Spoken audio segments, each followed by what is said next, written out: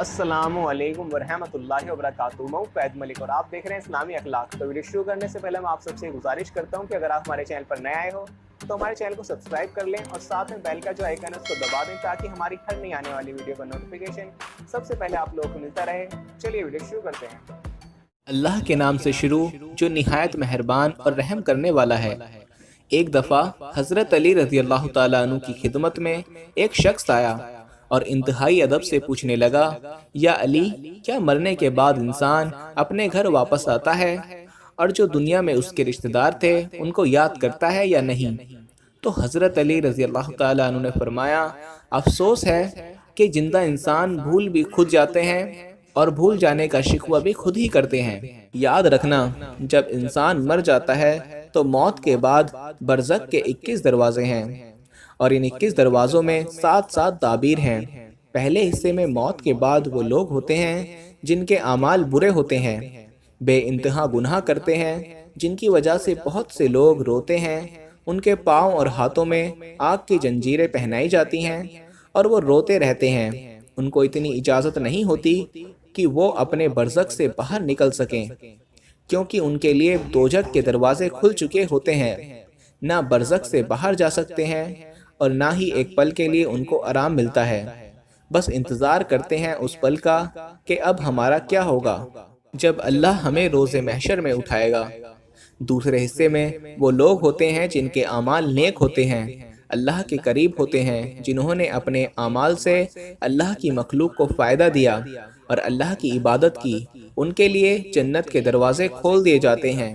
اللہ کی طرف سے ان کو یہ اجازت ہوتی ہے کہ وہ جب چاہیں برزخ سے عالم اصول، عالم ملکوت، عالم تیار اور عالم اسد کی طرف جا سکیں۔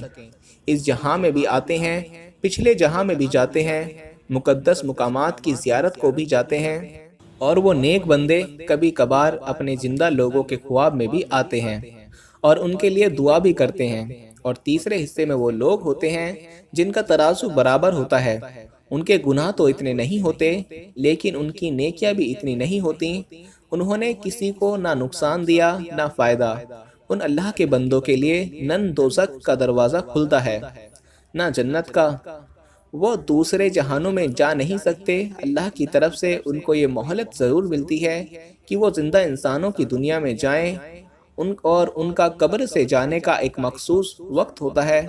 تو اس شخص نے پوچھا، یا علی، وہ وقت کون سا ہوتا ہے؟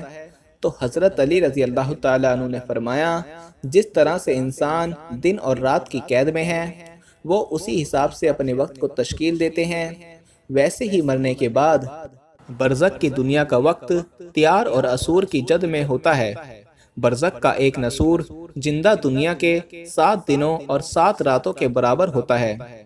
اللہ کی ان کو اتنی ہی مہلت ملتی ہے کہ نسور کے اول حصے میں جائیں اور جو لوگ زندگی میں ان کے ساتھ رہا کرتے تھے ان سے جا کے کہیں کہ وہ ان کے لیے نیک عمل کریں اور اس نیک عمل کا ثواب انہیں بخش دیں۔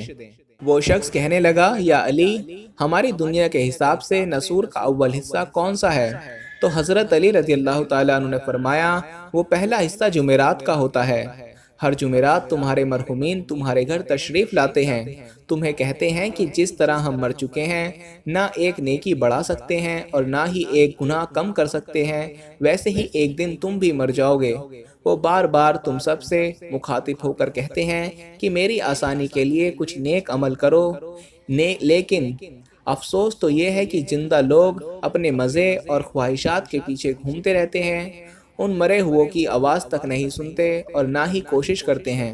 اور میں نے اللہ کے نبی حضرت محمد مصطفیٰ صلی اللہ علیہ وسلم سے سنا کہ اپنے مرحومین کے لیے نیک عمل کرتے رہو، کوشش کرو کہ کسی غریب کو کھانا کھلایا کرو اور اس کا ثواب اپنے مرحوم کو دیا کرو۔ تو اس شخص نے کہا، یا علی، اگر ہم میں اتنی حیثیت نہ ہو کہ کسی کو کھانا کھلا سکیں، تو حضرت علی رضی اللہ تعالیٰ عنہ نے کہا، جو کھانا تم کھاتے ہو چاہے وہ سوکھی روٹی ہی کیوں نہ ہو، اس پر 1 مرتبہ سورہ فاتحہ اور 3 مرتبہ سورہ اخلاص پڑھو اور پھر اللہ سے اپنے مرحوم کے لیے دعا کرو۔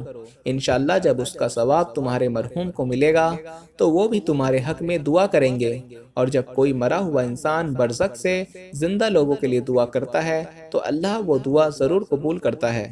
اچھی بات دوسروں تک پہنچانا صدقہ جاریہ ہے۔ آپ اس ویڈیو کو زیادہ سے زیادہ لوگوں تک شیئر کریں اور ہمارے چینل کو سبسکرائب کریں۔